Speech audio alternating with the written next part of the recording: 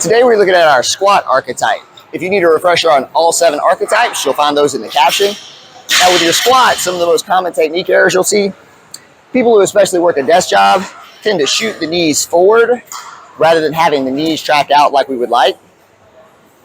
You may also find in trying to keep the knees out, you may find you're not able to keep your toes forward, and by pushing the knees out, that causes the toes to turn alongside with it, and you end up on the balls of the feet.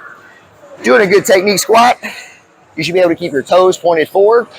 Movement is initiated by the hips, and the knees track out over the toes as you lower your body weight. So again, guys, if you struggle with that, try some of these stretches before your workout. Use that to help improve your squat mechanics. So this is my favorite all-purpose hip mobilization. Really great for opening up absolutely everything in the lower body. To do this move, you're going to start with left foot forward. You're going to take the lead left hand and grab onto the toes. Make sure the arm is in the inside, so you don't want it out here. Arm inside. Opposite hand is planted.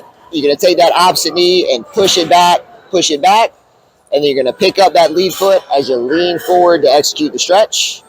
You're going to hold this for just a second, and then you're going to come upright, pull on the foot, straighten out the leg to stretch the hamstrings and the calves.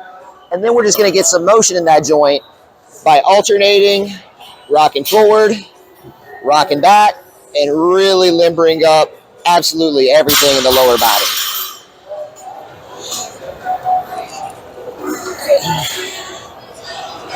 That is our all-purpose hip mobilization.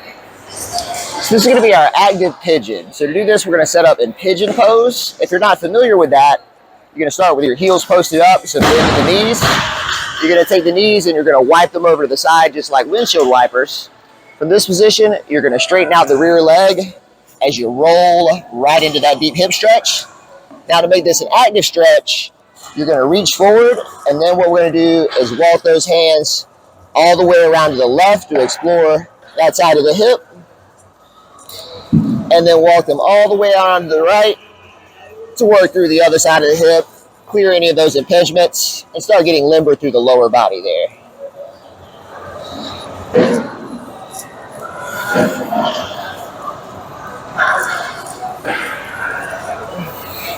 And that is our active pigeon stretch.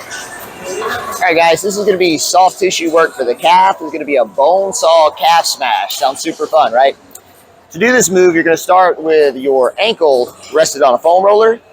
You're going to take the opposite shin here, and you want to make a plus sign by pressing that shin right into the meaty part of your calf. Once you've got it set, crisscross, you're going to sit your hips down to put some weight onto the calf muscle, pressing the shin deep into that muscle, and then you can rock your hips left and right. That'll work the shin across the calf muscle, almost like you're playing your calf like a violin. And that'll allow you to work the knots and work the tension out of that calf muscle. Help a lot with ankle flexibility and kind of flexibility through the calves in general.